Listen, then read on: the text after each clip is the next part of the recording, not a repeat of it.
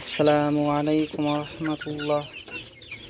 আমি আমার ফার্মিং মুরগির খামারে চলে আসলাম।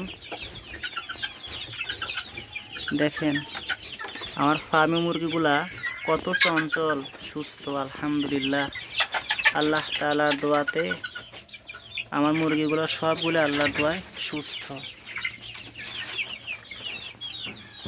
দেখেন সবাই কত আনন্দের সাথে, আলহামদুলিল্লাহ, কত আনন্দের সাথে, কত প্রফুল্লতার সাথে এখানে ওরা চলাফেরা করতেছে। আলহামদুলিল্লাহ, আজকে আমার এই ফার্মিং মুরগিগুলোর বয়স হচ্ছে 53 দিন। আল্লাহ তাআলার দোয়াতে, আপনাদের দোয়াতে আমার মুরগিগুলা আলহামদুলিল্লাহ সুস্থ আছে। আল্লাহ তাআলা এদের শরীরের মধ্যে এত সুন্দর সুস্থতা দান করছে। আলহামদুলিল্লাহ, এদেরকে দেখলে বোঝা যায়। এই মুরগিগুলা দেখতে এত সুন্দর, মাশাআল্লাহ। আমার খুব শখের এই মুরগিগুলা।